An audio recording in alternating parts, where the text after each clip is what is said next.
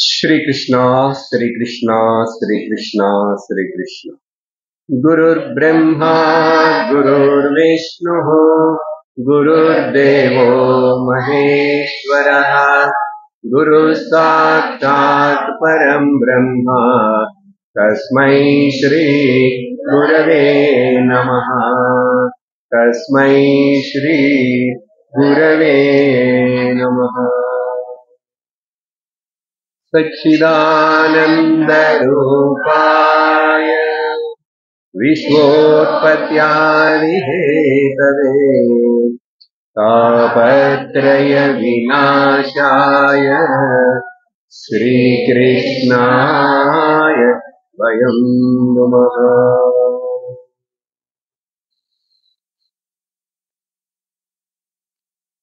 सर्वत्र गोविन्दनाम संकीर्तनम्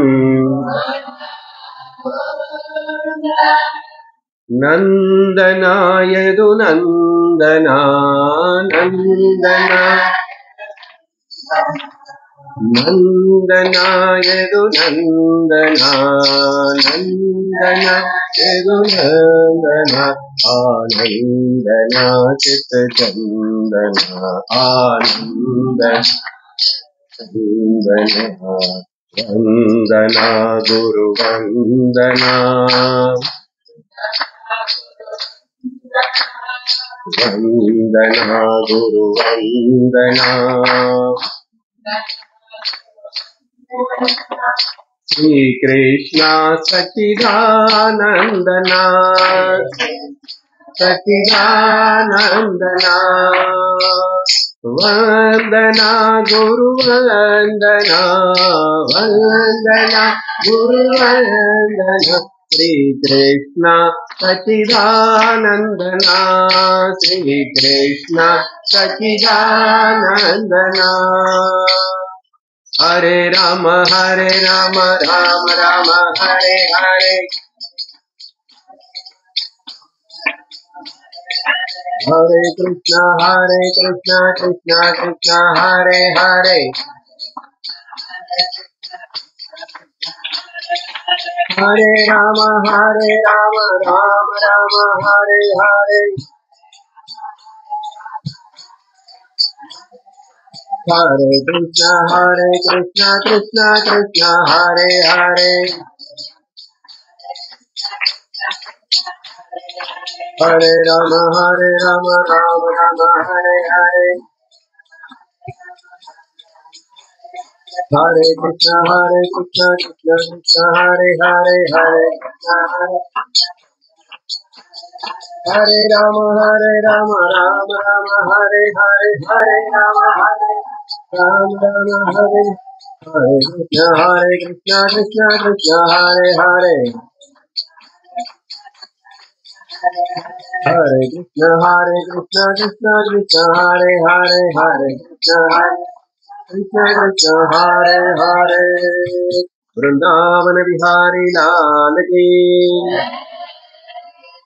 हरि ओम तत्सत्। శ్రీమద్భాగవత మహాపురాణం నిన్నటి సత్సంగంలో మనం శ్రీ ధ్రువ చరిత్రం 4వ స్కందములో ధ్రువ చరిత్రమును ప్రారంభించాం. 5-6 సంవత్సరాల లోపే వయస్సు ఉన్నటువంటి ఉత్తానపాద రాజా యొక్క సునీతి గానికి పుట్టినటువంటి కొడుకు ఆ పిల్లవాడు ధ్రువుడు. అక్కడ ఏమి జరిగింది? వాళ్ళ పిన్ని ఆ చిన్న పిల్లవాడిని అవమానపరిచి తిట్టి వాళ్ళ నాన్న ఒళ్ళో కూర్చోనీయకుండా తన కొడుకే కూర్చోవాలని చెప్పి పట్టుబట్టి వాడిని ఒక పట్టుబట్టి లాగి విదిరించేసింది. చిన్న పిల్లవాడైనా ఆమె మాట్లాడిన మాటలను గ్రహించాడు. నువ్వు నా పొట్టలో పుట్టలేదు కదా, నీకు ఆ భాగ్యము లేదు,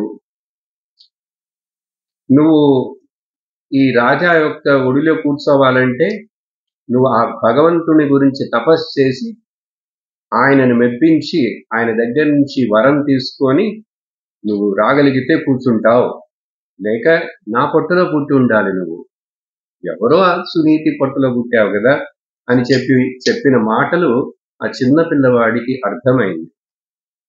అర్థమైనందువలన ఆ రోషం వచ్చింది. రాజవంశంలో పుట్టాడు కదా, క్షత్రియ గుణం.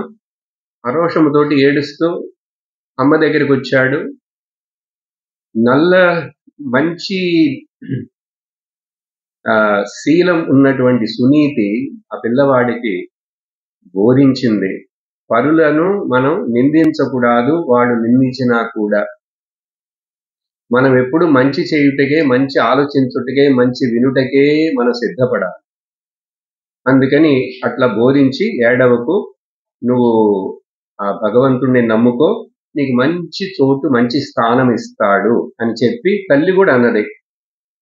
ఆ రోజు రాత్రి సాయంకాలం అన్నం పెట్టి వాడిని పడుకోబెడితే నిద్రపోకుండా నేను తపస్సు ఎట్లా చేయాలి, తపస్సు చేసే వాళ్ళందరూ అడవులకు వెళ్ళి కదా చేస్తారు అని ఆలోచిస్తున్నాడు పిల్లవాడు. ఎందుకంటే ఎన్నో కథలు వాళ్ళమ్మ చెప్పుంటుంది. అవన్నీ వినుట చేత తపస్సు చేసే ఋషులందరూ కూడా వనాల్లో, కొండల్లో, గుహల్లో ఉంటారు అని తెలుస్తుంది. మనకి తెలుసు కదా.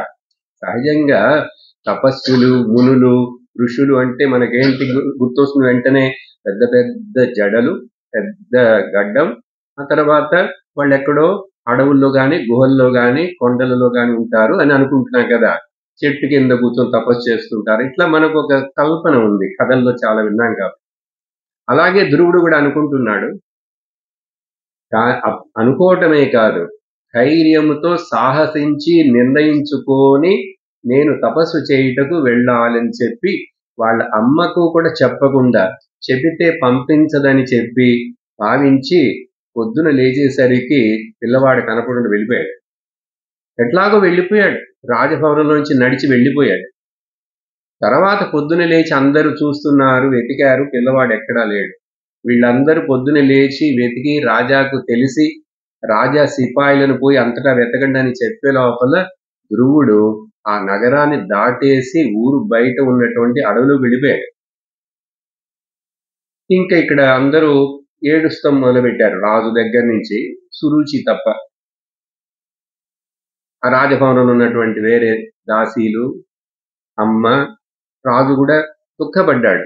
చిన్న పిల్లవాడు ఎక్కడికి వెళ్ళాడో ఏమిటో, ఏం చెప్పకుండా వెళ్ళిపోయాడు అని చెప్పి ఎక్కడ వెతకాలని చెప్పి వెతకడానికి పంపించాడు. కానీ వెంటనే ఎక్కడ ఎవరికి కనపడలే. కొన్ని గంటలు అయిపోయింది కాబట్టి వాడు చిన్నపిల్లాడు వేగంగా వెళ్ళిపోయాడు.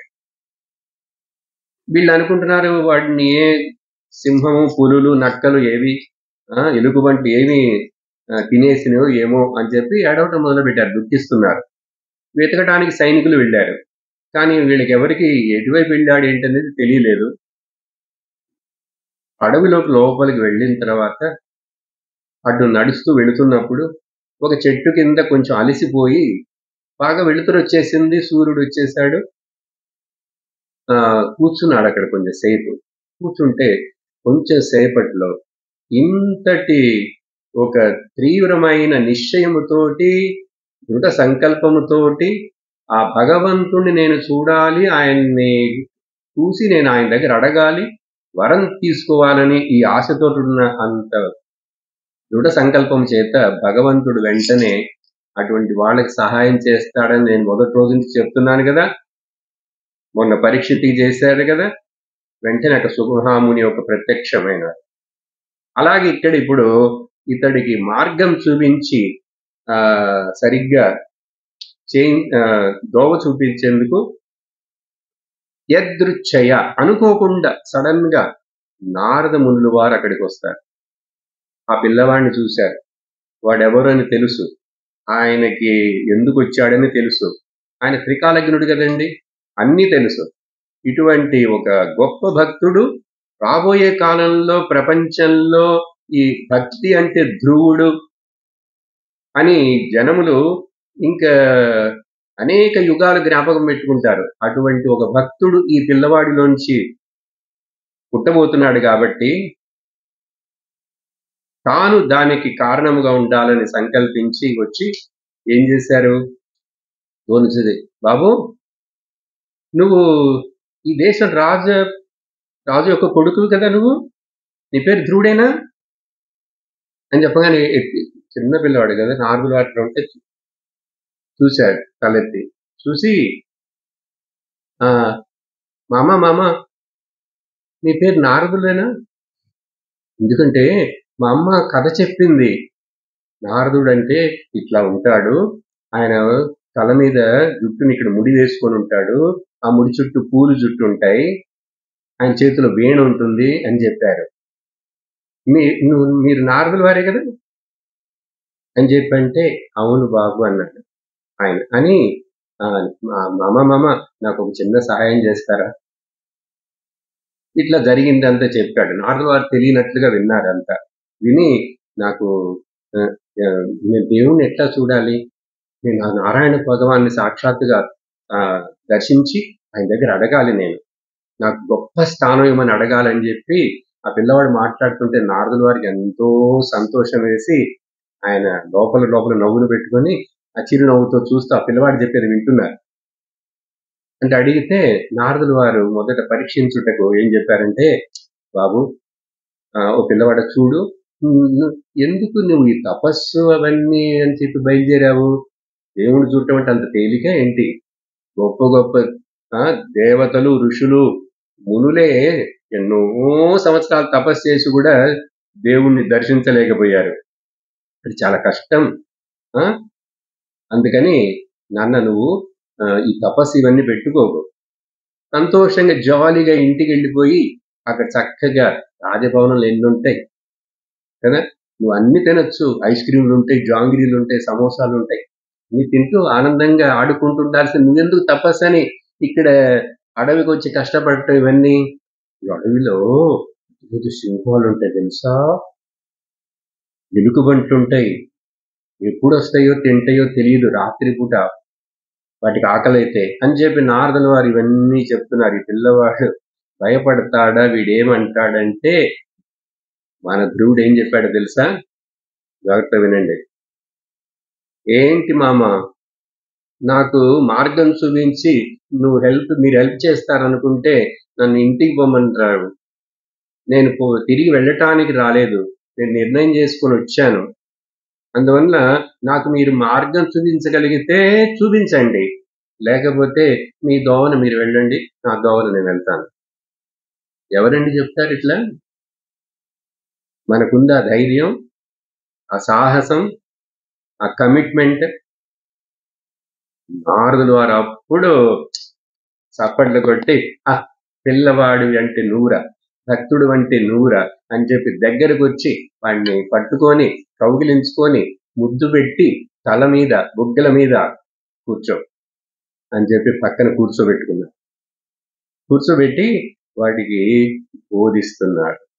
గురువు కావాలి. ఏం బోధిస్తున్నారు? వాడి యొక్క లక్ష్యం ఏమిటి? దేవుణ్ణి చూడాలి, దేవుడు చూసిన తర్వాత ఆయన నేను వరం అడగాలి. కాబట్టి ఆ దేవుణ్ణి చూసే మార్గం, ఉపాసన మార్గమును నారదుల వారు ఆ పిల్లవాడికి బోధించాడు. అంత చిన్న పిల్లవాడికి అర్థమైందంటే అర్థమైంది. వాడి బుర్ర మేధస్సు అట్లాంటిది. సాధించబోతున్నాడు చూస్తున్నాక 5-10 నిమిషాల్లో మనం చూస్తాం సాధించేస్తాడు. కానీ కొన్ని నెలలు పట్టింది అతనికి. చెప్తాను ఇప్పుడు ఆ కథ. ఏం చెప్పారు నారదుల వారు? మొదట ఉపదేశం చేయాలి గురువు గారు. పక్కన కూర్చోబెట్టుకొని విను, నేను చెప్తాను, నేను చెప్పినట్టు నువ్వు చేశావంటే 6 నెలలలో భగవాన్ శ్రీమన్నారాయణ నీ కళ్ళ ముందు వచ్చి నిలబడతారు. 6 నెలల సమయం. చెప్తున్నది ఎవరు? దేవర్షి నారదుల వారు, పరమ భక్తుడు. ఆయన బోధిస్తున్నాడు. నారదుల వారే గురువుగా వచ్చి బోధిస్తే ఇంకా ఆ విషయం ఫలించదా ఏంటి? మొదట ఏం చెప్తున్నారంటే ఆ భగవాన్ శ్రీమన్నారాయణ యొక్క దివ్య మంగళ విగ్రహమును సగుణ రూప ఈశ్వరుని యొక్క, నారాయణ యొక్క రూప వర్ణనం చేస్తున్నారు. శంఖ చక్ర గదాబ్జ శోభిత దివ్య చారు చతుర్భుజం. 4 చేతులతో చక్కటి ఆ ఆయుధాలతో, దగదగ మెరిసిపోయే కిరీటముతో, పెద్ద పెద్ద మెరిసిపోయే కళ్ళతో, ఆభరణాలతో, మకర కుండలముతో అందమైన ఆ రూపాన్ని తల దగ్గర నుంచి కాలు వేళ్ల వరకు నారదుల వారు ఆ నారాయణ భగవాన్ గురించి సగుణ సాకార రూప వర్ణనం చేసి చెప్తుంటే ధ్రువుడు అలాగే వింటున్నాడు.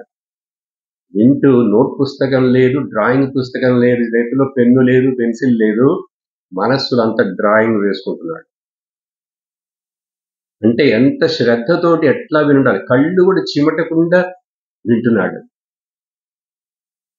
పెద్ద చెవులు చేసుకొని, కళ్ళు పెద్దవిగా చేసుకొని అలాగే చూసారా, అది మనసులో చిత్రించుకుంటున్నాడు. ఈ రూపమును ఏమంటారంటే, శాస్త్రీయ పదము దీనికి యంత్రము అంటారు. యంత్రము అనేక పూజలలో అనేక చోట్ల యజ్ఞ యాగం హోమం చేసేటప్పుడు కింద ముగ్గు వేసో లేక ఆ ఇటుకలు పెట్టే పద్ధతిలోనో ఒక యంత్ర రూపంలో చేస్తారు. కొన్ని హోమాలకి స్క్వేర్ గా ఉంటాయి, కొన్ని హోమాలకి రౌండ్ గా ఉంటాయి, కొన్ని హోమాలకి వేరే వేరే నక్షత్ర రూపంలో ఉంటాయి. ఇవన్నీ మీకు తర్వాత తెలుసుకుంటారు, చూస్తుంటారు. ఇప్పుడు మీ విద్యారణ్యులు అనేక పూజలు పునస్కారాలు జరుగుతున్నప్పుడు అక్కడ కింద ముగ్గు కూడా వేస్తారు. ఆ ముగ్గు కూడా ఒక యంత్ర రూపంలో ఉంటుంది. ఆ యంత్రం ముగ్గు వేసిన తర్వాతనే దాని మీద ఇటుకలను పెడతారు. పక్కన కూడా ఒక యంత్రం వేసి ఉంటుంది. ఒక్కొక్క పూజకి ఒక్కొక్క హోమ యజ్ఞములకు ఒక్కొక్క యంత్రం, సుదర్శన యంత్రం, శ్రీ యంత్రం లాగా ఆ బ్రాహ్మణులే ముగ్గు వేస్తారు. పసుపు గాని తెల్ల ముగ్గుతోటి వేస్తారు యంత్రము. ఇంగ్లీష్ లో చెప్పాలంటే జియోమెట్రికల్ డయాగ్రమ్ అంటారు దాన్ని. దాంట్లో చాలా శక్తి ఉంటుంది, పవర్ ఉంటుంది.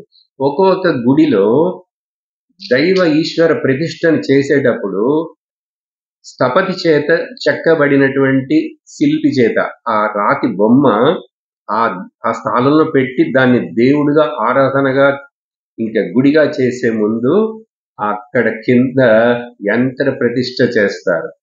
ఆ తరువాత మంత్ర ప్రతిష్ఠ చేస్తారు. ఆ తరువాత విగ్రహ ప్రతిష్ఠ చేస్తారు. ప్రాణ ప్రతిష్ఠ చేసి విగ్రహ ప్రతిష్ఠ చేస్తారు. అక్కడి నుంచి అది బొమ్మ రాయి కాదు, అది నిజమైనటువంటి సాక్షాత్ చైతన్య రూపమే. ఆ తర్వాత కూడా ఆ గుడిలో మంత్రాలు చెప్తూ పొద్దున సాయంత్రం మూడు కాలాల పూజ, 5 కాలాల పూజలు ఇట్లా చేయంగా ఈ విషయాలను మీరు చక్కగా తెలుసుకోవాలి. ఎందుకంటే తర్వాత మీరు ఇవన్నీ చేయించబోతారు. 5 కాలాలు కొన్ని గుళ్ళల్లో 3 కాలాలైనా సరే పూజ. అప్పుడు ఆ పూజ చేసేప్పుడు చెప్పే వేద మంత్రముల చేత నిత్యము ఆ విగ్రహమునకు శక్తి చేరుతూనే ఉంటుంది, బ్యాటరీ ఛార్జ్ చేసినట్లు. అక్కడికి వచ్చి ప్రార్థించే వాళ్ళు, నమస్కరించే వాళ్ళు, ధ్యానించే భక్తులకు ఆ ఛార్జ్ చేసినటువంటి ఆ బ్యాటరీలోంచి మనం ఉపయోగించుకున్నట్లు అక్కడ వాళ్ళ ప్రార్థనలు నెరవేరుతాయి. శక్తి ఉంది అక్కడ ప్రతి గుడిలోను. అందుకని ఎక్కడ యంత్ర ప్రతిష్ట, మంత్ర ప్రతిష్ట, ప్రాణ ప్రతిష్ట లేని విగ్రహ ప్రతిష్ట ఉన్నదంటే అది గుడి కాదు. ఎన్ని చెప్పాను ఇప్పుడు?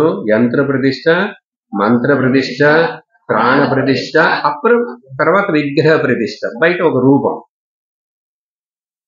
ఇది చాలా పెద్ద శాస్త్రం, ఒకటొకటి పెద్ద శాస్త్రం. మంత్ర శాస్త్రం, యంత్ర శాస్త్రం, తర్వాత తంత్ర శాస్త్రం. ఇప్పుడు నారదుల వారు ఈ మూడుని ఒక ఉపాసన చేయాలంటే ఎవరైనా ఒక భగవంతుడి రూపాన్ని, ఒక దేవతను, ఈ మూడు ఉండాలి.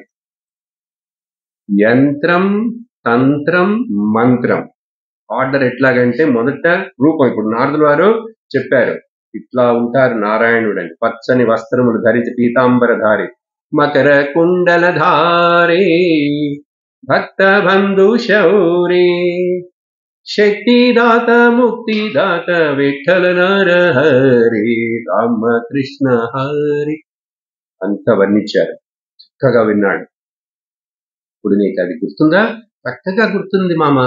నువ్వు ఇంకా మంచిగా చెప్పండి. తర్వాత ఏం చేయాలి? ఈ రూపాన్ని నువ్వు ధ్యానించాలి. కానీ రూపం మనసులో ధ్యానించవచ్చు, కానీ బయట కూడా నీకు ఒక ఆధారం కావాలి. నువ్వు ఒక చోటికి వెళ్ళాలి. ఎక్కడికి వెళ్ళాలి నేను చెప్తాను. ఎక్కడికి వెళ్ళాలి? కొంత దూరం వెళ్ళేసరికి నీకు ఇప్పుడు బృందావనం వస్తుంది. ఆ బృందావనం ఇప్పుడున్న బృందావనమే. ఆ కృష్ణుడు పుట్టి ఆడుకొని అవతారం చేశాడు లీలలు, ఆ బృందావనమే. ఆ బృందావనంలో మధువనం అనే ఒక వనం ఉంది. అది మృగాలతో ఉండే అడవి కాదు, చక్కటి వనం. ఆ వనంలో అనేక ఋషులు అనేక యుగాలుగా అనేక మంది తపస్సులు చేసేవాళ్ళు చేస్తున్నారు ఇప్పుడు కూడా. అక్కడ చక్కటి రుచికరమైనటువంటి పండ్లు దొరుకుతాయి. పక్కనే చక్కటి రుచికరమైనటువంటి దాహం తీర్చుకోవటానికి యమునా నది ప్రవహిస్తుంటుంది. సో నీళ్లు దొరుకుతాయి, పండ్లు దొరుకుతాయి. కాబట్టి ఆహారానికి ఏమీ ప్రాబ్లం ఉండదు. నువ్వు ఆ చోటుకి వెళ్ళి ఏ క్రూర మృగం రాదు, నిన్ను ఎవరు ఏది డిస్టర్బ్ చేయరు. నువ్వు అట్లా అక్కడికి వెళ్ళి 6 నెలలు అని చెప్పి బోధిస్తున్నారు. సో ప్లేస్ చెప్పారు ఎక్కడికి వెళ్ళాలని. అక్కడికి వెళ్ళి ఏం చేయాలంటే ఇదో నీ మనసులో ఉండవలసిన నీ రూపం. కానీ బయట నువ్వు ప్రతిరోజు ఆ యమునా నదిలోని ఒడ్డునున్నటువంటి ఆ మట్టిని తీసుకొచ్చి దాంతో ఒక బొమ్మ చేసి పెట్టుకో. అదే నారాయణుడు. బయట రూపం ఉండాలి, చూసారా? ఉపాసనకి బయట ఒక రూపం ఉండాలి. అందుకనే సాలగ్రామం విష్ణువులకి, వైష్ణవులకి కదా, లేక శివలింగం. అదేంటి? ఆ గండకీ నదిలోను వేరే ఆ నదిలో దొరికినటువంటి రాళ్లే, కానీ దాన్ని ఈ శివుడుగా అక్కడ తెచ్చిపెట్టి భావించి శివలింగాన్ని చేస్తారు. అదే సాలిగ్రామం, ఇది విష్ణు అని చెప్పి దాన్ని భావించి ఆరాధిస్తాం. అలాగే పూజ చేసేప్పుడు మీరు చూసుంటారు, పసుపు తీసుకొని నీళ్లు పోసి ఉండ చేసి ముద్ద చేసి దాన్ని ఇట్లా చేసి పెట్టి మొదట గణేష పూజకి ప్రతిరోజు గణేశుడి యొక్క విగ్రహం ఆ వినాయక చవితిలాగా పెట్టరు. ఎంత పెద్ద యజ్ఞామకమైన ఒక పక్కన ఈ చిన్న తమలపాకులో ఇంత పసుపు ముద్ద ఇట్లా పెడితే ఆయనే గణపతి. దాని మీద అస్మిన్ హరిద్ర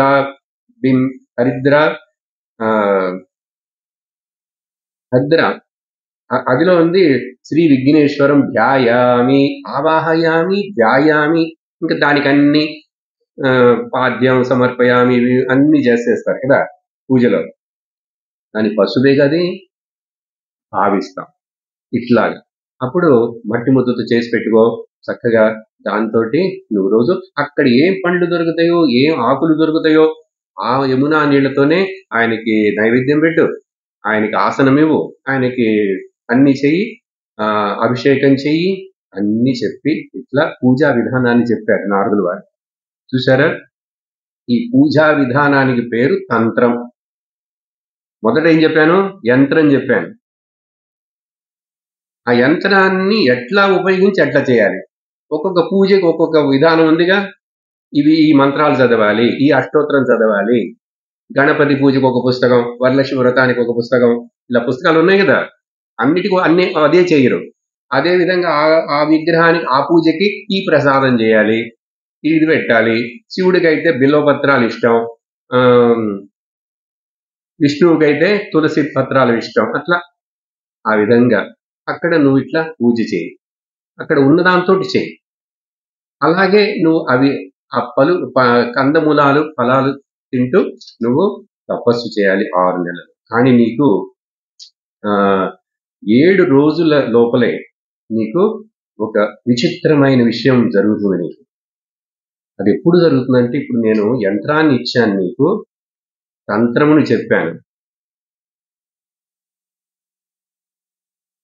టెక్నిక్ అండ్ టెక్నాలజీ అని ఎట్లా చేయాలని ఇచ్చాను. ఇంకొకటి ఇవ్వాలి. ఏంటో తెలుసా? మంత్రం ఇవ్వాలి. మంత్రము లేకుండా ఏ ఉపాసన ఫలించదు అని చెప్పి చెవులో దగ్గరికి తీసుకొచ్చి 12 అక్షరాలతో కూడినటువంటి ద్వాదశాక్షరి మంత్రాన్ని నారదుల వారు ఆ ధ్రువుడికి చెవులో ఉపదేశం చేశారు. ఓం నమో భగవతే వాసుదేవాయ. లెక్కిస్తే 12. 3 సార్లు చెవులో ఉపదేశం చేస్తే ఆ పేరు వినంగానే ధ్రువుడికి ఒళ్ళు పులకరించిపోయింది. ఒళ్ళు పులకరించి ఆనందపడ్డాడు. చక్కటి పేరు అని చెప్పి ఆ మంత్రాన్ని మనసులో పెట్టుకొని, ఇప్పుడు 3 ఇచ్చాను బాబు నీకు, నువ్వు తప్పకుండా సక్సెస్ అవుతావు, నేను మళ్ళీ నిన్ను కలుస్తాను అని చెప్పి ధైర్యం చెప్పి ఉత్సాహపరిచి ఆనందపరిచి నారదుల వారు సెలవు తీసుకొని ఉత్తానపాదుడి రాజభవనానికి వెళతారు. ఇక్కడే ధ్రువుడు ఇప్పుడు బయలుదేరి ఎక్కడికి వెళ్ళాలి? మధువనానికి వెళ్ళాలి. ఓం నమో భగవతే వాసుదేవాయ. ఓం నమో భగవతే వాసుదేవాయ. ఓం నమో భగవతే. అందరూ చప్పట్లు కొట్టాలి. ఓం నమో భగవతే వాసుదేవ. ఓం నమో భగవతే వాసుదేవాయ. ఓం నమో భగవతే ఓం నమో భగవతే వాసుదేవాయ.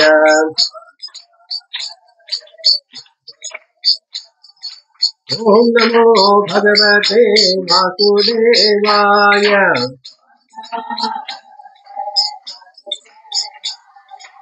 ఓం నమో భగవతే వాసుదేవాయ.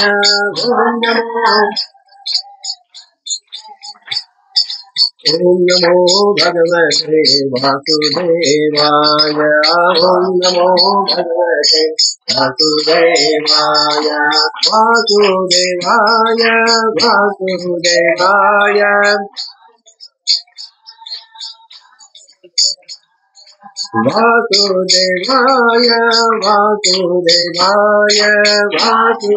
వాసుదేవాయ. వాసుదేవాయ వాసుదేవాయ వాసుదేవాయ వాసుదేవాయ వాసుదేవాయ. వాసుదేవాయ. ఓం నమో భగవతే వాసుదేవాయ. ఓం నమో భగవతే వాసుదేవాయ. వాసుదేవాయ వాసుదేవాయ వాసుదేవాయ వాసుదేవాయ.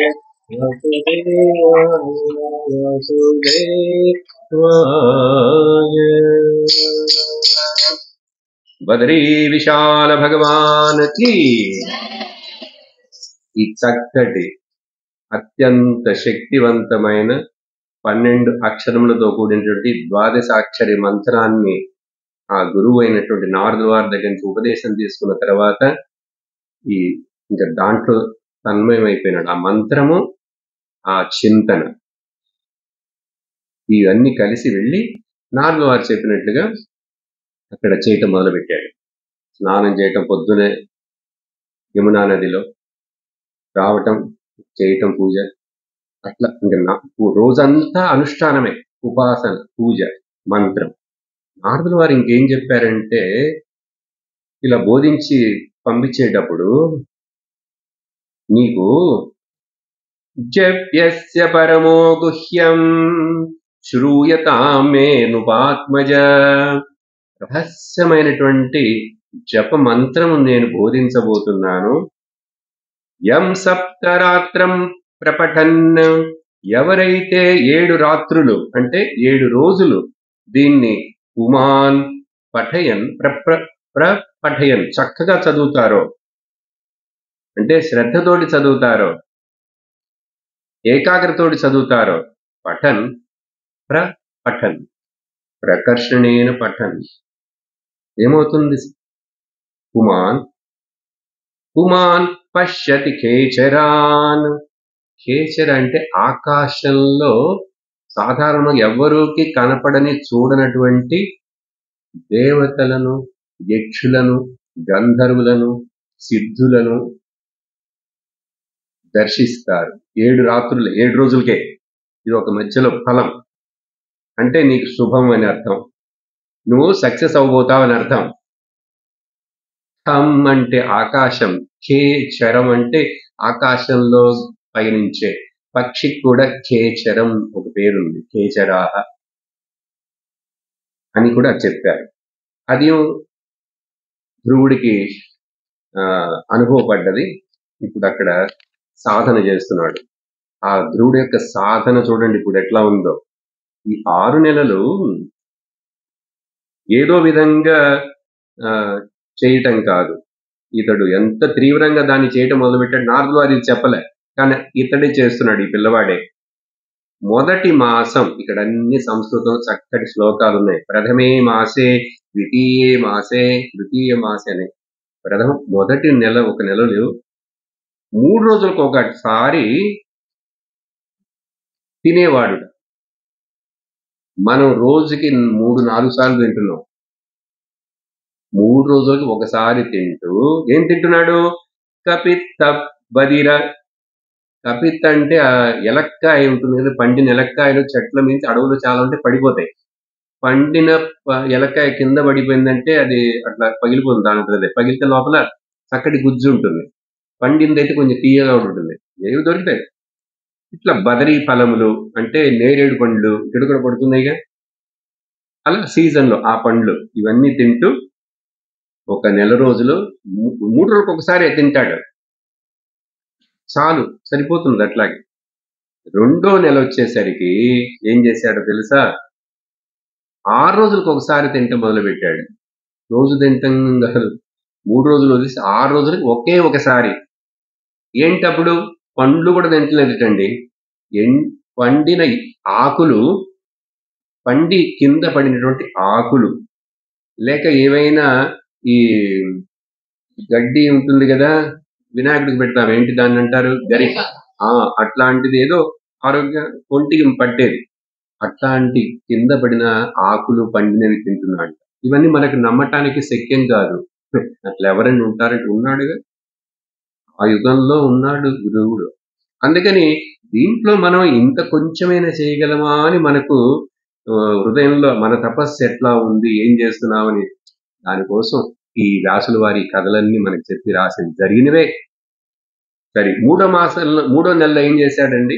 మూడో నెల వచ్చేసరికి పండ్లు లేవు, ఆకులు లేవు, కందమూలాలు లేవు, ఫలాలు లేవు, జలం, నీళ్లు మాత్రమే తీసుకుంటారు. జలం మాత్రమే సేవిస్తూ జల ఉపవాసం. కొంతమంది చేస్తారు ఏకాదశికి జలోపవాసం.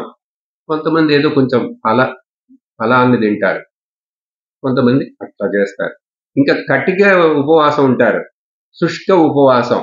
ఏమి తింటారు, పొద్దు నుంచి మంచిలు కూడా తాగరు. కానీ వాళ్ళు పనులు చేయకుండా ధ్యానంలోనే కూర్చోవాలి. పనులు చేస్తూ తినకుండా ఉంటే శరీరానికి తలనొప్పి, కడుపు నొప్పి అన్నీ వస్తాయి. అందుకని ఉపవాసానికి అన్ని చెప్పబడ్డాయి. ఇలా చేశాడు. తర్వాత 4వ నెల వచ్చేసరికి 12 రోజులకు ఒకసారి ఇంకా తిండి నీళ్ళని ఆపేశారండి. ఆపేసి కూర్చున్నవాడు కూర్చున్నట్టే ఇప్పుడు ధ్యాన మంత్ర నిమగ్నుడైపోయాడు, లీనమైపోతున్నాడు. శ్వాస కూడా తీసుకోవటం ఆపేశాడు. ఆపేసి 12 రోజులకు ఒకసారి శ్వాస తీసుకుంటాడట. అసలు ఇది నమ్మటానికే వీలు కాదండి. ఇది ఊరికి ఏదో రాశారు ఇట్లా అనిపిస్తుంది మనకు. అంటే యోగ సిద్ధి వచ్చేసింది. గురువు యొక్క గొప్పదనం, వాడి యొక్క తీవ్రమైనటువంటి శ్రద్ధ, యంత్ర తంత్ర మంత్రం యొక్క ఫలం. ఇలా 4వ నెలలో 12 రోజులకు ఒకసారి గాలి తీసుకుంటాడు. 5వ నెల వచ్చేసరికి గాలి తీసుకోవడం కూడా ఆపేశాడు. అంటే కంప్లీట్ నిర్వికల్ప సమాధిలో యోగిలాగా అట్లా ఒక శిలలాగా కూర్చుండిపోయాడు. మరి శ్వాస తీసుకోపోతే చచ్చిపోరు. యోగులు ఉంటారుగా, వాళ్ళు అందుకని అట్లా కూర్చోగలరు. యోగులు ఎందుకు, కొన్ని జంతువులే ఉన్నాయి అట్లా. ఆ మంచు కొండల్లో, ధ్రువ ప్రాంతాల్లో, నార్త్ పోల్, సౌత్ పోల్, అక్కడ ఇవి ఉంటాయి. అక్కడ ఏమంటారు వాటిని, ఎలుగుబంట్లే, తెల్ల ఎలుగుబంట్లు, పోలార్ బ్యాగ్. మంచుకు లోపలికి వెళ్ళిపోయి దాని మీద ఇంత పెద్ద ఎత్తున మంచు పేరుకుపోతుంది ఆ సీజన్లో. అది 6 నెలలు ఆ చలి మంచు టైంలో లోపల అట్లాగే పడుకుంటుంది. ఆహారం లేదు, గాలి లేదు, నీళ్లు లేవు. ఒక పోలార్ బ్యాగ్, ఆ తెల్ల ఎలుగుబంటి చేస్తుంటే మరి యోగులు చేయలేరా ఏంటి? అది సహజంగా చేస్తున్నది ప్రకృతిలో. చూసారా? అవి చూసే మన ఋషులు కూడా ముందు కూడా తెలుసుకున్నారు, ఆహారం లేకుండా కూడా ఉండొచ్చు. తాబేలు నిమిషానికి 2 సార్లుగా గాలి తీసుకుంటుందిట. దాన్ని చూసే మన ఋషులు ప్రాణాయామాన్ని కనుక్కున్నారు. అందుకని తాబేలు 400 సంవత్సరాలు బతుకుతుందిట. మీరు తర్వాత ఇక్కడ చదవండి. దాన్ని మనం ఏం చేయకుండా ఉంటే ఆఫ్రికా అడవుల్లో ఇంత ఎత్తున పెద్ద కొండరాయిలాగా పెరుగుతుంది. 400 ఏళ్ళు. ఏనుగు కూడా చాలా కాలం జీవిస్తుంది, తర్వాత పాము జీవిస్తుంది. ఇట్లా చూస్తూ వస్తే ఆయుష్ కొంచెం కొంచెం కుక్కకి గుర్రానికి, ఆ తర్వాత కుక్కకు తగ్గిపోతుంది. చాలా తక్కువ అల్పాయుష్ ఉన్నటువంటి జీవి మనకు తెలిసింది కుందేలు. కుందేలు 1 సంవత్సరం కూడా బతకదు, కొన్ని నెలలే. కానీ ఒక నెల 1 సంవత్సరంలో ఇంతమంది పిల్లలు పెడుతుంది అది. ఎందుకంటే దానికి జీవితం అయిపోతుంది ఇట్లా, ఎందుకంటే ప్రాణం గురించి. సో ఇక్కడ గాలి కూడా ఆపేశాడు. చేసిన తర్వాత ఇంకా చివరి ఇప్పుడు 6వ నెల వచ్చేసిందండి. 6వ నెల వచ్చేసరికి ఇప్పుడు ఇంకా నిలబడి, ఒక కాలు మీద నిలబడి, మనం వృక్షాసనం చేస్తున్నామే అలా ఒక కాలు మీద వృక్షాసనం నిలబడి చేతులు ఇట్లా పెట్టుకొని ఇలా పైకెత్తు, ఆ గాలి పీల్చకుండా మళ్ళీ అట్లా నిలబడిపోతే ఇంకా అతడి యొక్క శరీరం ఆ బరువు కాలి బొటన వేలు, ఒక్క బొటన వేలు మీద మాత్రమే నిలబడ్డాడట. ఆ బొటన వేలు ఆ భూమిని అట్లా నొక్కుట చేత భూమి అట్లా వంగిపోయింది. అది మాత్రమే కాదు, ఎప్పుడైతే గాలి బిగించేశాడో అతడు లోకంలో, దేవలోకంలో, వేరే లోకాల్లో అన్ని చోట్ల కూడా ప్రాణులు గాలి చాలక వాళ్ళు కూడా బాధపడ్డారు. గాలి చాలలేదు, గాలి తీసుకోలేకపోతున్నారు. అప్పుడు దేవతలందరూ కూడా భగవాన్ బ్రహ్మదేవుడి దగ్గరికి వెళ్ళి, శ్రీమన్నారాయణుడి దగ్గరికి అక్కడికే వెళ్ళారు. వెళ్ళి అడిగారు, ఇట్లా కష్టంగా ఉంది, అందరికి గాలి తీసుకోవడానికి ప్రాబ్లంగా, బ్రీదింగ్ ప్రాబ్లంగా ఉంది, ఏమైంది ఏంటో. అక్కడ భూలోకంలో ఎవరో ఒక పిల్లవాడు రాజు కొడుకు తపస్సు చేస్తున్నాడు, దానివల్లనని చెప్పి అంటున్నారంటే శ్రీమన్నారాయణ భగవానుడు ఒక నవ్వు నవ్వి, అవును, నా భక్తుడు ఆ చిన్న పిల్లవాడు చేసిన తపస్సు యొక్క తీవ్రత, అసలు అంత చిన్న పిల్లవాడు ఎట్లా తపస్సు చేయగలిగాడని మనకి సందేహం వస్తుందని చెప్పానా, దానికి విష్ణు భగవానుడే సమాధానం చెప్తాడు తర్వాత. ఏమంటే అది ఇప్పుడే చెప్తాను నేను. ఆ పిల్లవాడి లోపల నేను ప్రవేశించాను, నేనే ప్రవేశించి నేను అతడి చేత తపస్సు చేయించాను. ఎందుకంటే ఆ పిల్లవాడు చిన్న పిల్లవాడు, వాడు చేయాలని సంకల్పించాడు, కానీ వాడికి శక్తినిచ్చి నిలబెట్టి చేయించింది నేను. అందుచేతనే అక్కడ ఎవరైనా తపస్సు చేస్తుంటే భూలోకంలో సహజంగా ఋషులు వెంటనే ఒక డేంజర్ రెడ్ లైట్ వెలుగుతుంది ఇంద్రుడి తల మీద. అర్థం ఏంటంటే ఇంద్రుడికి వెంటనే భయం వస్తుంది, అంబులెన్స్ రెడ్ లైట్ వెలిగినట్టు. ఎందుకంటే ఎవడైనా తపస్సు చేసి పెద్దగా అంతా సాధించి యాగాలు చేసి 100 అశ్వమేధ యాగాలు చేశారంటే వాడికి ఇంద్ర పదవి వస్తుంది. అందుకని ఇంద్రుడికి ఎప్పుడు భయం. ఎవరైనా తపస్సు చేస్తుంటే వెంటనే ఏం చేస్తాడంటే రంభ, ఊర్వశి, అప్సరస వీళ్ళందరినీ పంపిస్తాడు, డాన్స్ పార్టీని పంపిస్తాడు, మన్మధుడిని పంపించి పోయి ఆ తపస్సును భంగం చేయండి. విశ్వామిత్రుడికి అట్లాగే చేశాడు, చాలా మందికి అట్లాగే చేశాడు. పురాణాల్లో అనేక కథలున్న ఇంద్రుడు తపస్సు చేసే వాళ్ళని అందరినీ డిస్టర్బ్ చేస్తాడు. అట్లాగే మరి ఇంద్రుడు ఈ చిన్న పిల్లవాడు చేసే తపస్సుని డిస్టర్బ్ చేయొచ్చుగా, చేయకుండా ఉండుంటాడా? ఇంద్రుడికి తెలియకుండా ఉంటుందా ఏంటి? ఇంద్రుడికి తెలుసు, కానీ ఇంద్రుడు ఏం చెయ్యలేకపోయాడు. ఎందుకు చెప్తాను ఇప్పుడు కారణం. భగవాన్ విష్ణువే ఆ పిల్లవాడు హృదయంలో ప్రవేశించి ఆయనే అక్కడ ధ్యానం చేస్తున్నాడు కాబట్టి ఇంద్రుడు కూడా ఏం చేయలేకపోయాడు. ఇప్పుడు ఇంకా 6 నెలలు అయిపోతున్నదా, 6 నెలల్లో ఈ తపస్సు అయిపోయే లోపల ఇంకా భగవంతుడు అక్కడ దేవతలకు చెప్పారు, భయపడకండి, నేను వెళ్ళి ఆ పిల్లవాడి చేత ఆ తపస్సును ఆపిస్తాను.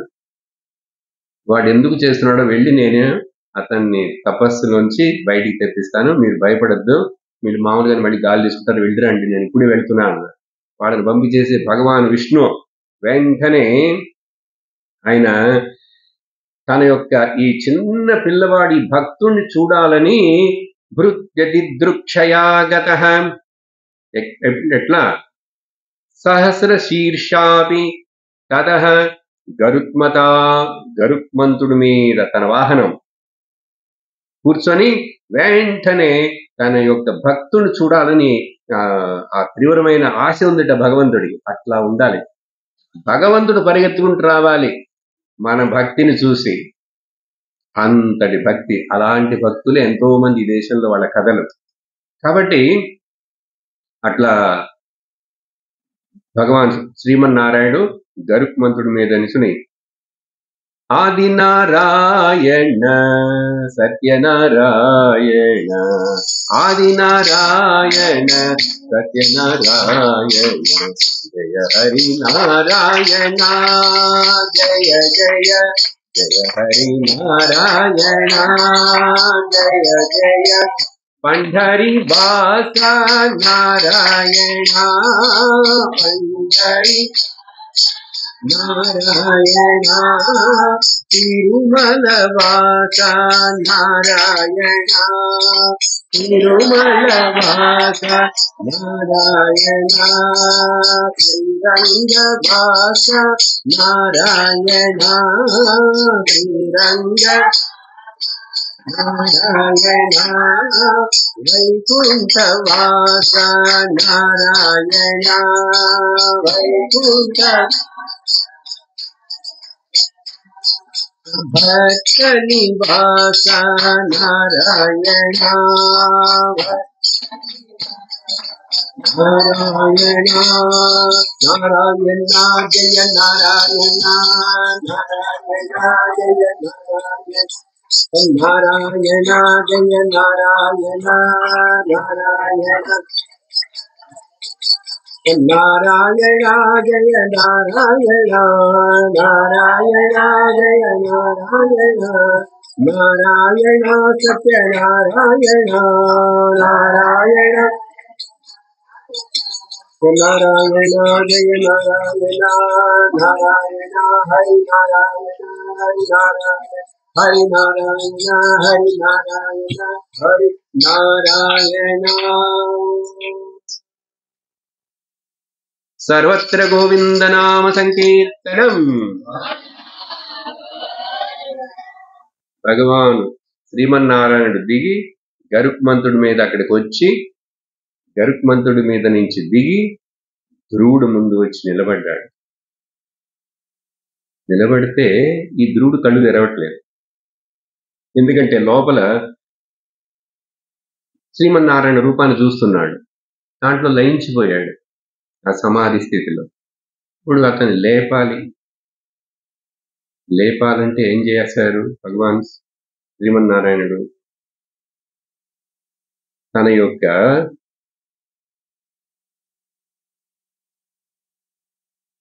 వేద రూపమైనటువంటి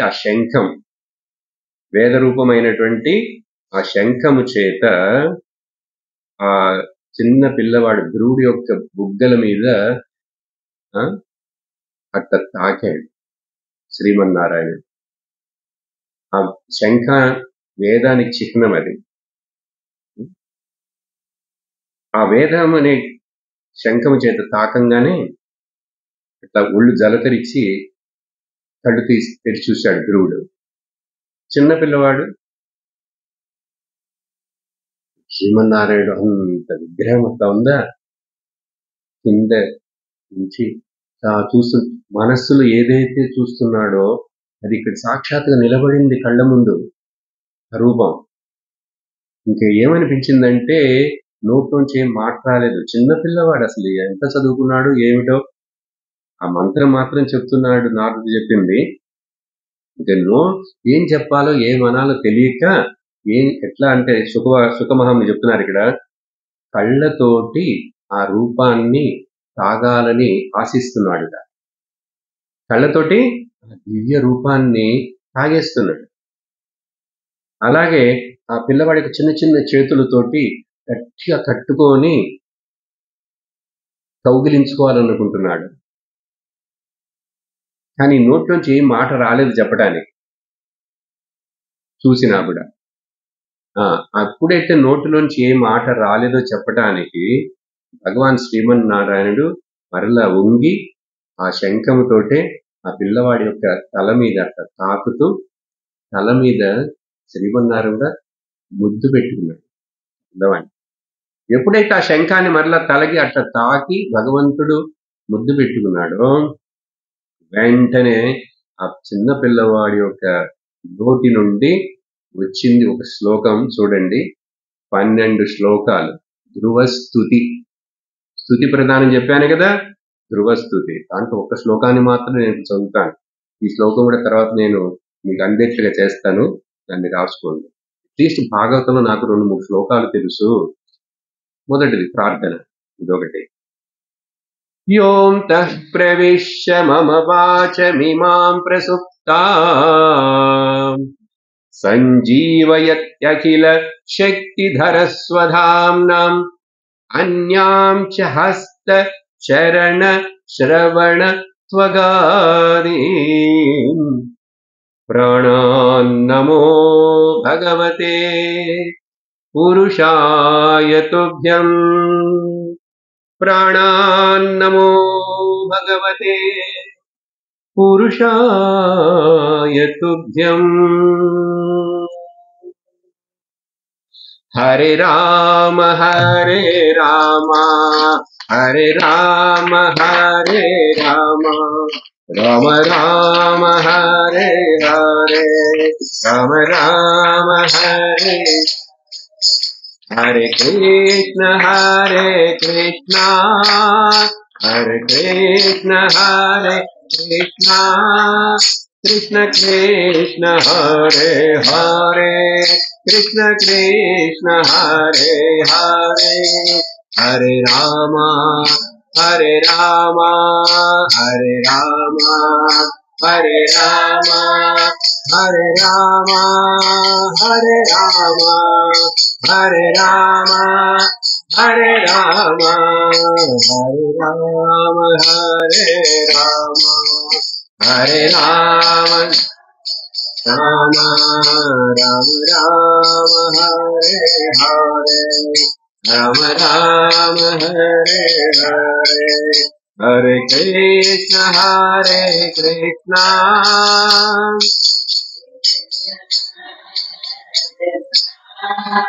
కృష్ణ కృష్ణ హరే హరే కృష్ణ కృష్ణ హరే హరే. ఆ ధ్రువుడి యొక్క నోటిలో నుంచి వచ్చినటువంటి 12 శ్లోకముల ధ్రువస్తుతి. చిన్న పిల్లవాడు ఎంత సంస్కృతం చదివి ఉంటాడు, ఎన్ని రోజులు స్కూల్కి వెళ్ళి ఉంటాడు, ఇంకా స్కూల్ వెళ్ళటం మొదలు పెట్టాడా లేదా, 5 ఏళ్ళంటే. కానీ అతడి చేత తన హృదయంలో నుంచి ఆ మాటలు చెప్పించడానికి కారణం కూడా అద్భుతమైన ఈ శ్లోకాలని ఆ భగవంతుడి యొక్క స్పర్శ కారణం. ఆ భగవంతుడి యొక్క వేద రూపమైన ఆ శంఖం తగులుట చేత. కానీ ఆ పిల్లవాడికి అంత జ్ఞానం నిజంగా ఉన్నదా ఈ చెప్పేందుకు? ఈ శ్లోకం యొక్క అర్థం చెప్పాలంటే నేను నేరుగా సంస్కృతం పదాలు తీసుకొని చెప్పను మీకు. ఈ శ్లోకమునకు సమమైనటువంటి శ్లోకము తెలుగులో బమ్మెర పోతన గారు రాసినటువంటి భాగవతములో ఒక శ్లోకం ఉంది. అది ఎవరైనా వినుంటే మీరు వినుండవచ్చు, అది చెప్తాను. అదే దీని అర్థం. దీని నిజమైన అర్థాన్ని మీరు ఇంకొంచెం సంస్కృతం తెలిసిన తర్వాత బాగా తెలుసుకుందాం. కానీ ఇదే ఆయన ఏం రాశారంటే, ఇది చిన్నప్పుడు మాకు అందరికి స్కూల్లో ఇది ప్రార్థనగా ఉండేది. గవర్నమెంట్ మున్సిపల్ స్కూల్లో స్వామినమ్మ మేమందరూ చిన్నప్పుడు ఈ స్కూల్లో ఈ ప్రార్థన చెప్పేవారు. యవ్వని చే జనించు జగమెవ్వని లోపల నుండు లీనమై యవ్వని యందుడిందు పరమేశ్వరుడెవ్వడు మూల కారణం బెవ్వడు అనాది మధ్యులయ్యెవ్వడు సర్వము తానైన వాడెవ్వడు వాని నాత్మభౌ ఈశ్వరునే శరణంబు వేడదన్న. మనకు ఈ తెలుగు కూడా అర్థమై ఉందో లేదో తెలియదు నాకు. పోతన గారి భాగవతంలో తెలుగు అట్లా ఉంటుంది, కానీ తెలుగు పదాలే కొన్ని తెలుగు పదాలే. సరే, సింపుల్ గా మీనింగ్ చెప్తాను, అది అర్థమైందో లేదో. ఎవరైతే నా హృదయంలో ప్రవేశించి నా ప్రాణములను ఉత్తేజపరిచి నా ఇంద్రియను ఉత్తేజపరిచి నా చేత ఈ మాటలను చెప్పిస్తూ నా చేతుల యందు నా కాళ్ళ యందు నా కన్నుల యందు నా చర్మమునందు అన్ని ఇంద్రియములందు ఏ శక్తి అయితే పనిచేసి దీన్ని నడిపిస్తున్నదో అటువంటి ఆ శక్తి, ఆ పరమాత్ముడికి నా నమస్కారములు అని చెప్పి యోంత ప్రవిశ్య శ్లోకం. అది మాత్రమే కాదు, అలా పాడుతూ పాడుతూ 12 శ్లోకాలు ఉన్నాయి. అత్యంత లోతైన అర్థముతో కూడున్నాయి. దాంట్లో చివర్లో ఇట్లా సగుణ రూపమును గురించి చెప్పి, తర్వాత నిర్గుణ రూపము గురించి చెప్పి, అసలు ఆ నిర్గుణ రూపం చెప్పేటప్పుడు వేదాంతము ఉపనిషత్తులు ఏం చెప్తాయో ఆ పిల్లవాడి నోటి నుంచి అది కూడా వస్తున్నది. అదంతా భగవాన్ యొక్క కరుణ. అందుకని భగవానుడు యొక్క కరుణ ఉంటే మనకు అవి దానంతట అవి మనకు చేరతాయి. ఇప్పుడు మీ అందరికీ ఎట్లా అందుతున్నాయి ఇన్ని విషయాలు? మీ దగ్గర ఏదో ఆ పుణ్యం, మీ దగ్గర ఏదో శక్తి, ఆ భగవంతుడి మీద పూర్వజన్మ పుణ్యం అదంతా ఉంది కాబట్టి అందరికి లభిస్తున్నాయంటే ఎన్ని జన్మలు కూడా లభించదు. చివర్లో ఏం చెప్తున్నారంటే, ఇది మీకు ఇప్పుడు అర్థం చెప్పను. సహజంగా నిర్గుణం బ్రహ్మం అంటే ఏం చెప్తుందంటే వేదాంత ఉపనిషత్తుల్లో ఒక పక్కన సగుణ రూపం, ఓ కృష్ణుడు ఇట్లా అట్లా ఉంటాడు, ఆయన నెమలి పింఛం పెట్టుకుంటాడు అని చెప్పి వర్ణన ఉంది. ఓకే, కానీ అది మాత్రమేనా దేవుడు అంటే? అసలు నిజంగా దేవుడు అంటే ఏమిటనేది మనం తర్వాత తెలుసుకుంటాం. ఆ జ్ఞాన మార్గం అనేది చెప్తున్నారు కదా ఒకటి, ఆ దాంట్లో తెలుసుకుంటాం. కానీ ఇక్కడ జస్ట్ మీకు ఒక శాంపుల్కే త్వం నిత్యముక్త పరిశుద్ధ విబుద్ధ ఆత్మా. చూడు, చూసింది శ్రీమన్నారాయణుని, నారదుల వారిని వర్ణించింది శ్రీమన్నారాయణ రూపం, కానీ మాటలు మారిపోయినాయి.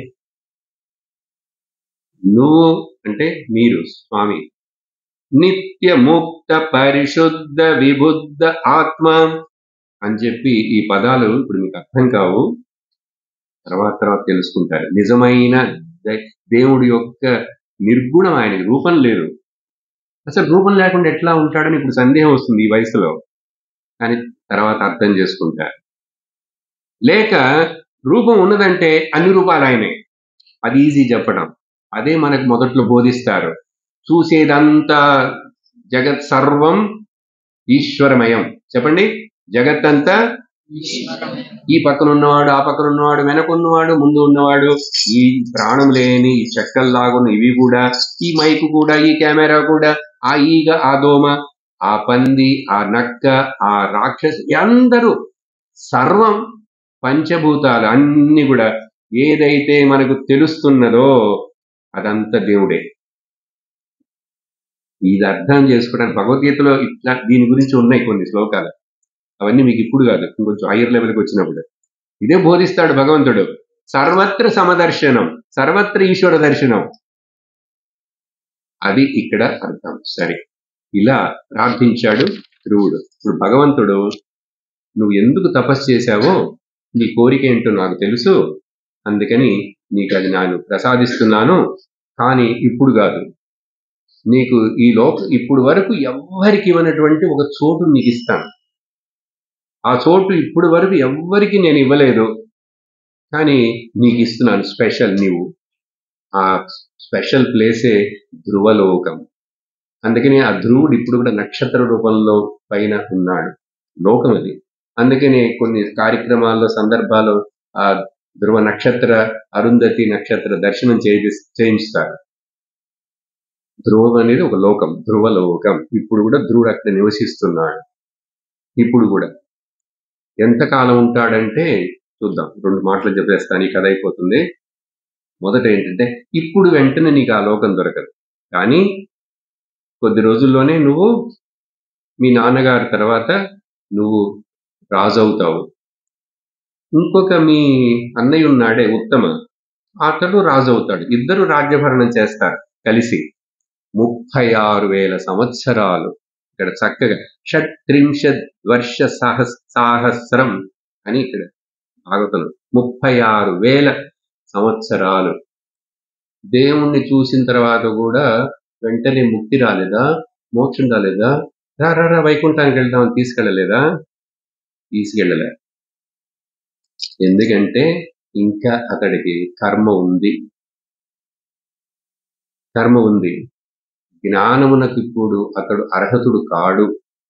భక్తికి అర్హతుడే, సాధించాడు, ఉపాసన చేశాడు. కానీ జ్ఞానమునకు అర్హత లేదు. జ్ఞానమునకు అర్హత లేకుండా జ్ఞానం పొందకపోతే మోక్షము, ముక్తి రాదు. ఇది మీరు తర్వాత బాగా తెలుసుకుంటారు.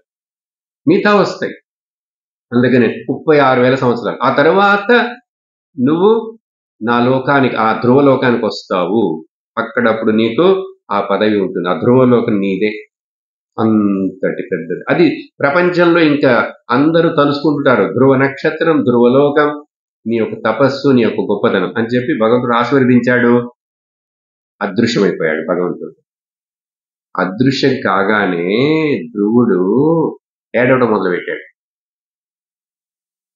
ఎందుకు? ఇప్పుడే కదా దేవుడు చూశాడు, సంతోషంగా ఉండొచ్చుగా.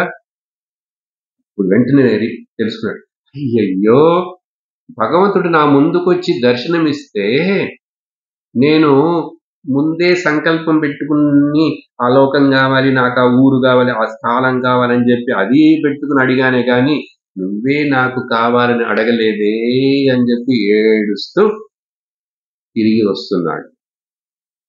అదేంటండి, దేవుణ్ణి చూసిన తర్వాత కూడా ఇంట్లో ఏడుస్తాడంటే, అందుకని దేవుణ్ణి చూశాను, ఆయన వెళ్ళిపోయాడుగా. ఏమని చెప్పి వెళ్ళాడు? 36,000 సంవత్సరాలు నువ్వు రాజ్యభరణం చేయాలి. మరి రాజ్యభరణం అంటే మళ్ళీ సంసారమే కదా. యుద్ధాలు వస్తాయి, అవి వస్తాయి, పనులు, బాధ్యతలన్నీ.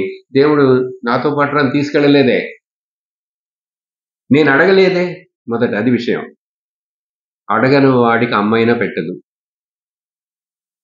అందుకని దుఃఖపడితే ఏడుస్తూ వస్తుంటే వచ్చాడు ధ్రువుడు తిరిగి. ఇక్కడ ఇది జరిగిందండి, ధ్రువుడికి భగవంతుడి యొక్క దర్శనం.